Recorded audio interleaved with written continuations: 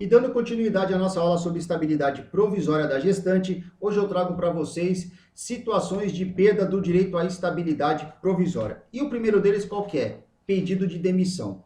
A empregada gestante, ela tem o direito de pedir demissão a qualquer momento, estando no início ou no final do período de estabilidade provisória. A estabilidade provisória, ela não exige a permanência da gestante no seu emprego, porque isso aí acaba ferindo o direito à liberdade do trabalho. O que acontece é que o empregador, no caso do pedido de demissão, ele vai pagar o quê? Vai pagar única e exclusivamente as verbas decorrentes do pedido de demissão. O que vai acontecer é o seguinte, independentemente do tempo que a gestante tiver de contrato de trabalho, tá? Eu coloquei até aqui, ó, mesmo com menos de um ano de contrato, tem que ter o que? Assistência do sindicato para homologar as verbas rescisórias. Isso é uma aplicação da jurisprudência do artigo 500 da CLT, que diz o seguinte: o pedido de demissão do empregado estável só será válido quando feito com assistência do respectivo sindicato e, se não houver, perante a autoridade local competente do Ministério do Trabalho e Previdência Social ou da Justiça do Trabalho. Este artigo aqui, ele se refere à estabilidade decenal, que eram funcionários que possuíam mais de 10 anos de contrato de trabalho para a mesma empresa, e no caso de demissão, teria que ter assistência do sindicato para homologar as verbas rescisórias. Então, este artigo ele é aplicado ao pedido de demissão da gestante, no caso da estabilidade provisória. Isso aqui é a atual jurisprudência do TST. Belezinha? Bem, próxima situação. Falta grave, que nada mais é as hipóteses de justa causa descritas aí no artigo 482 da CLT. Vamos grifar aqui. Tá. Não há necessidade da instauração de inquérito para apuração de falta grave. Entendimento jurisprudencial majoritário. E olha só, vou ler para vocês a orientação jurisprudencial número 30 da SDC. Estabilidade da gestante, renúncia ou transação de direitos constitucionais, impossibilidade. Nos termos do artigo 10.2b do ADCT, a proteção à maternidade foi erigida à hierarquia constitucional, pois retirou do âmbito do direito potestativo do empregador a possibilidade de despedir arbitrariamente a empregada em estado gravídeo.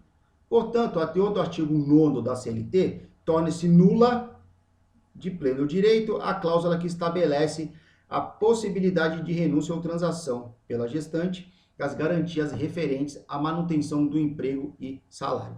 Ou seja, interpretando de forma contrária, se ocorrer alguma das hipóteses do artigo 482 da CLT, que são as hipóteses de justa causa, o empregador pode sim demitir e despedir a empregada gestante, tá bom?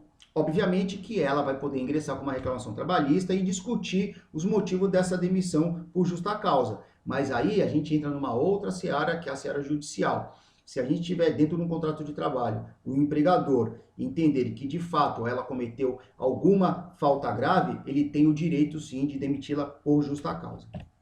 E a última situação de perda do direito à estabilidade provisória é a adesão ao PDV, que é o Programa de Demissão Voluntária. Vem descrito no artigo 477b da CLT e tem que estar previsto em convenção coletiva de trabalho ou acordo coletivo de trabalho. E quais são os efeitos? Quitação plena e irrevogável dos direitos, salvo disposição em contrário. E o que acontece? Isso aqui se assemelha muito àquela primeira hipótese do pedido de demissão, né? Veja só, a primeira turma do TRT da 11ª Região fez um julgamento referente à adesão de uma gestante ao PDV. E o que eles entenderam? Eles entenderam o seguinte, gente, que a adesão ao pedido de demissão voluntária, ele se equivale à renúncia ao direito da estabilidade provisória. Então, a partir do momento que a gestante adere ao programa de demissão voluntária, ela está renunciando os direitos decorrentes da estabilidade provisória. E nesse caso aí, o TRT da 11ª Região, a primeira turma, eles não reconheceram a validade não reconheceram o direito da estabilidade provisória da gestante, tá bom? Então, eles reconheceram sim que a adesão ao PDV é válido e isso importa a renúncia dos direitos decorrentes da estabilidade provisória, tá certo? Gente, é o seguinte, nossa aula termina por aqui, nossa aula realmente hoje foi mais curta, tá bom? O que eu tinha para falar para vocês era isso hoje. Se você chegou até aqui e não viu a primeira aula, eu vou deixar aqui no card a primeira aula para você acompanhar aí a timeline dessas aulas que eu vou ministrar para vocês a respeito de estabilidade provisória da gestante, tá certo? Um forte abraço e até a próxima aula.